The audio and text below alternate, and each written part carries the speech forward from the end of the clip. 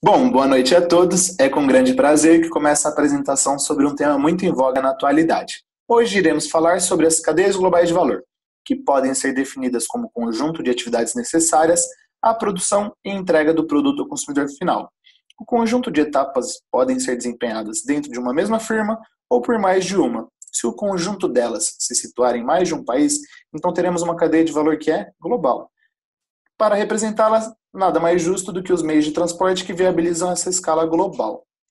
Bom, para caminharmos na discussão, a bibliografia que nos deu suporte foi o artigo Centro e Periferia nas Cadeias Globais de Valor, uma interpretação a partir dos pioneiros do desenvolvimento, elaborado pelas professoras da Universidade Federal do ABC, Fernanda Cartoso e Cristina Frois. As pesquisadoras elas tentaram abordar a realidade atual das cadeias nesse início de século, reconciliando com as lições dos grandes pensadores desenvolvimentistas, para então discorrer sobre a possibilidade de um desenvolvimento via o comércio internacional. O contexto em que será dada tal interpretação é o da divisão do trabalho atual, partindo das análises do FMI, Banco Mundial e OCDE. Por isso, inicio essa introdução com a imagem desses importantes autores. Temos da esquerda para a direita o Rodin, Nursky, Hirschman, Kalec e o representante sul-americano do grupo, o Raul Prebisch. Bom, seguindo com essa discussão sobre cadeias de valor e a questão entre centro e periferia, é fundamental o pensamento desenvolvimentista de Raul Prebisch. Eles partem da ideia de que os problemas da periferia são reflexo e resultado de sua estrutura social e também econômica. Com esse diagnóstico e a partir dele, eles propõem então políticas alternativas. Prebisch nomeia como centro aqueles países que geram o progresso tecnológico e como periferia os que recebem os efeitos desse progresso. Nessa introdução do trabalho, é importante ressaltar que, primeiramente, o ponto em comum entre eles, que é o da industrialização colocada como caminho para a superação do subdesenvolvimento. Para que essa industrialização de fato ocorresse com sucesso, a atuação estatal era dada como fundamental, fosse como planejador ou como investidor. Bom, as dúvidas levantadas aqui nesse slide são importantes para as conclusões posteriormente alcançadas. Dentre elas, a industrialização ainda é o caminho mais promissor para a tentativa de promoção e desenvolvimento econômico?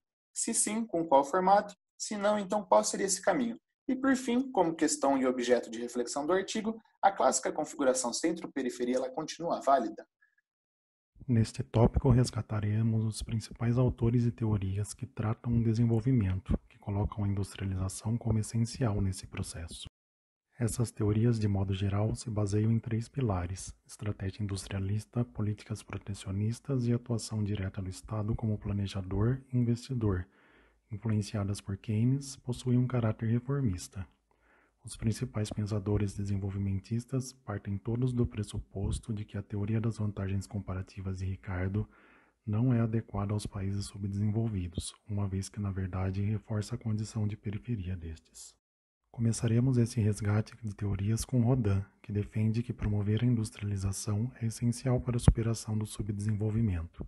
No entanto, acreditava que a existência de ocupações de baixíssima produtividade e qualificação, chamados empregos disfarçados, mesmo com a industrialização, tenderiam a impactar negativamente na renda dos países. Rodin acreditava ainda que, por conta dessa causação, a industrialização tende a desenvolver em locais de maior renda, e que essa concentração industrial é geradora de desigualdades entre as nações e suas regiões. Em linha semelhante, Nurks defende a pauta exportadora, portanto, que os países deveriam desenvolver o mercado interno e então entrar no comércio internacional. Nurks ainda retrata sobre o círculo vicioso da pobreza intrínseco ao subdesenvolvimento. Nurks acredita que a baixa renda leva a um baixo volume de poupança, que é a causa do baixo investimento em capital, que causa um baixo coeficiente de produtividade, que por sua vez leva novamente a baixa renda real. Defende que o Estado deveria agir na captação e direcionamento de recursos, além de dar garantias institucionais e políticas com vistas à redução do círculo vicioso da pobreza. Já Hirschman acredita que o investimento é a principal variável para superar dificuldades enfrentadas pelas nações subdesenvolvidas. Hirschman também alerta quanto à necessidade da diversificação industrial para a superação do subdesenvolvimento. Para ele, a falta de interdependência e encadeamento entre os setores são uma característica típica de países subdesenvolvidos, uma vez que se baseiam na agricultura, especialmente a de subsistência.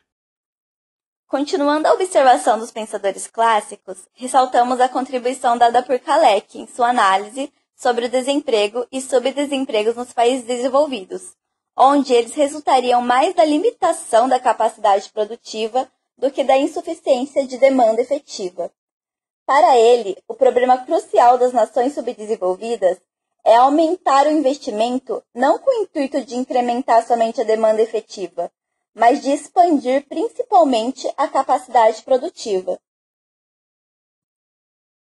Para Kalecki, haveria, no entanto, ao menos 3 obstáculos ao incremento do investimento. O próprio volume de investimento privado, que poderia não alcançar uma taxa desejável, a falta de recursos disponíveis para produzir mais bens de capital, e mesmo que as 2 primeiras questões estivessem resolvidas, a fim de evitar uma potencial pressão inflacionária, restaria o problema de garantir uma oferta adequada de bens de primeira necessidade, especialmente em decorrência do aumento de nível de emprego. Assim, para Kalecki, ele aponta a saída como uma necessidade de promoção da reforma agrária para racionalizar a produção agrícola. Para o enfrentamento dos diversos obstáculos, fazia-se necessário planejar não somente o volume, mas também a estrutura do investimento, buscando o relativo balanceamento entre os setores produtivos. Assim, o autor indica que deveria haver uma intervenção governamental, seja via investimento ou via planejamento.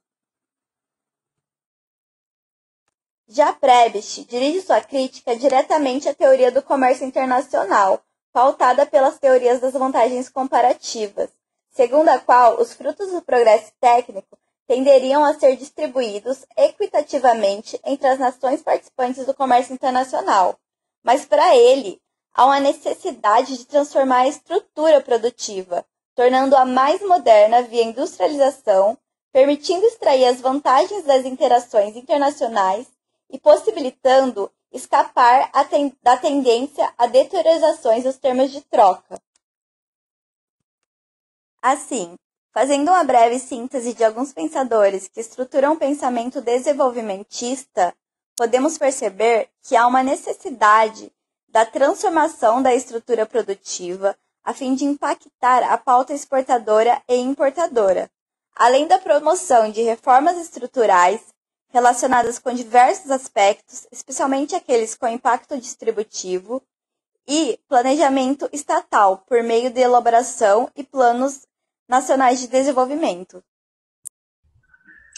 Bom, nesse tópico começamos com a discussão o que é centro e periferia, qual a sua definição para se retratar aos países. A julgar pelo critério do PIB per capita em paridade ao poder de compra dos habitantes dos países, conforme mostra o gráfico do FMI, nota-se uma clara e clássica divisão norte-sul, na qual o centro estaria representado pelos países do norte e a periferia pelos países do sul. Mais além também podemos assumir que dos anos 80 para cá, as economias ricas permaneceram praticamente as mesmas. No entanto, o conceito centro-periferia está além da relação de riqueza entre os países, está mais atrelado ao desenvolvimento econômico destes, o qual necessita de um debate bem mais complexo. Por muitas vezes, associamos o desenvolvimento econômico à lógica da industrialização. Consideramos que para a superação do subdesenvolvimento é necessário que os países adotem uma estratégia industrialista. No entanto, para alcançar os objetivos do desenvolvimento, superar a posição subalterna de periferia, pensadores de viés estruturalista como Prebisch, Furtado e Kalecki, por exemplo, haviam se dado conta da não suficiência dessa estratégia industrialistas. Estes autores consideravam que, sem uma combinação com as chamadas reformas de base, a agrária, tributária e política, a industrialização na periferia tenderia a acentuar 2 de seus principais problemas, que seria a heterogeneidade estrutural e a concentração de riqueza e de renda. A intuição dos pioneiros revelou-se certeira. Além da permanência de uma alta desigualdade de renda, solidificou-se também um acentuado desequilíbrio da distribuição de renda interna da maioria dos países periféricos, mesmo após terem passado por um intenso processo de industrialização. Este processo de industrialização dos países periféricos se deu a partir do pós-guerra e se intensificou após os anos 80. Isso se deve, pois ao longo do pós-guerra, até os anos 80, os países do centro viviam sobre o sistema de Bretton Woods, que limitava suas transações com o resto do mundo. E após a queda desse sistema, houve uma abertura no comércio internacional, o qual passou a ser marcado pelo que conhecemos hoje por cadeias globais de valor.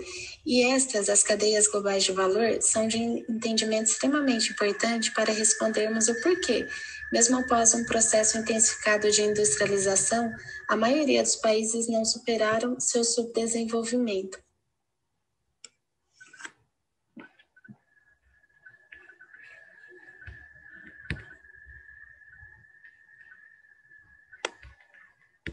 Bom, nas cadeias globais de valor, existe uma clara liderança das empresas transnacionais, principalmente dos países centrais. Basicamente, 80% do comércio internacional é dominado por essas empresas. Assim, a forma como essas empresas distribuem suas atividades, ou seja, definem qual país faz o quê, passa a ser um grande determinante das relações de poder atual entre os países. Uma das variáveis indicativas da inserção dos países nas cadeias globais de valor é a reexportação de bens intermediários importados, ou seja, a relação entre o total de bens importados que acabam ficando no país e aqueles que são importados, a agregação de valor e depois são exportados. A partir dessa ótica, entre os países com maiores índices de reexportação de bens intermediários estão Luxemburgo, Irlanda e Singapura, por exemplo. Agora, entre os países com indicadores abaixo da média mundial, de 39%, estão a Argentina, Índia e o Brasil. Outra forma de medir a inserção dos países nas cadeias globais de valor é através do indicador para trás das cadeias globais de valor, que mede o percentual de valor agregado nas importações e importações. Então, em relação ao outro indicador, não há mudanças dos países com maiores índices, com exceção a Coreia do Sul, que entrou.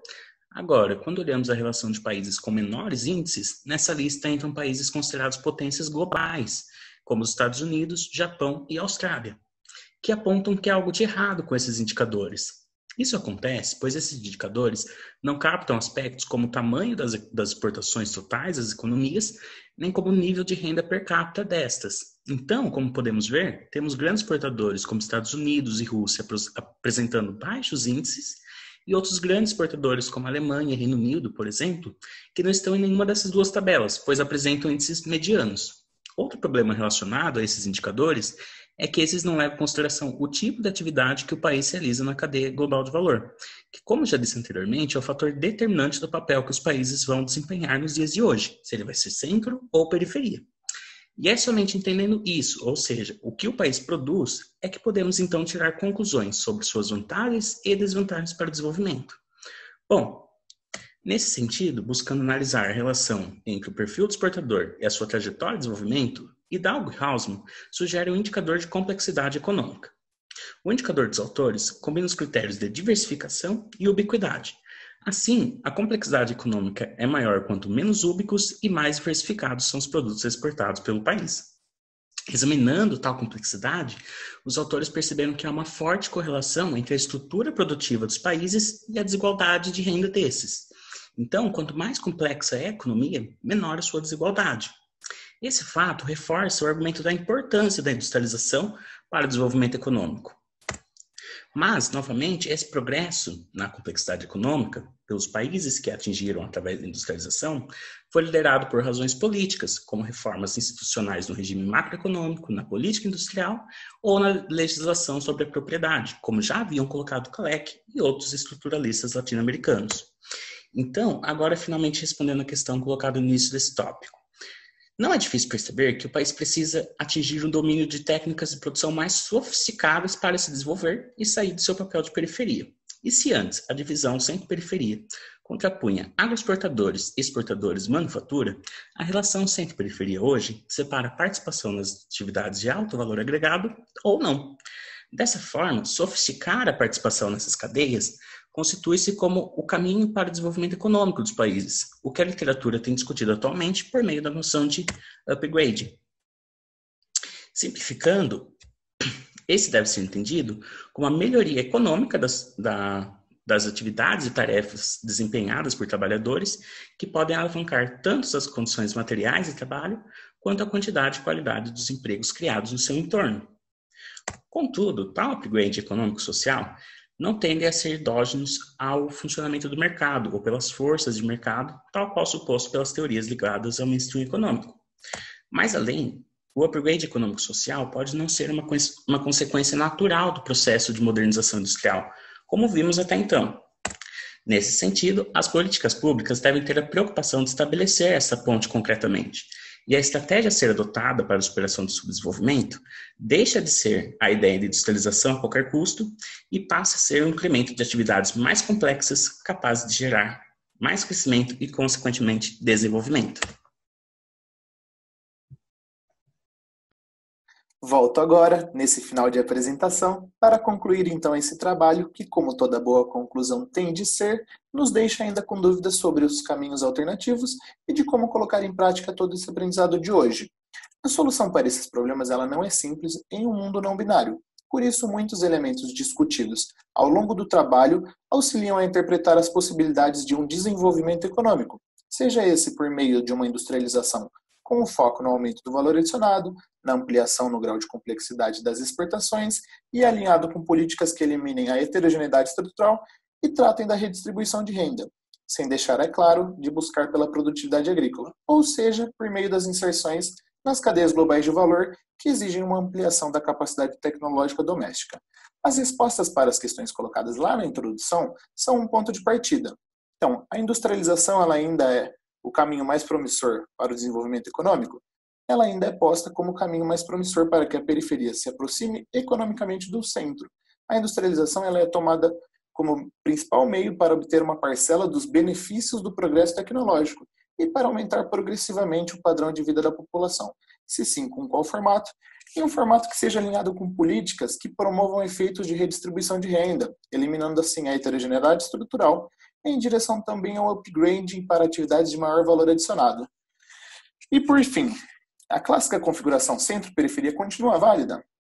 Conclui-se que na atual dinâmica centro-periferia, os papéis do centro e da periferia se tornam mais difusos, mas sua separação ela é mais um reflexo do grau de complexidade e sofisticação de suas estruturas produtivas e comerciais do que propriamente do setor de atuação, primário, industrial ou serviços, em que se pese que a produtividade agrícola continua sendo um diferencial entre os países dos dois grupos. Portanto, sim, ela continua válida. Então é isso. Muito obrigado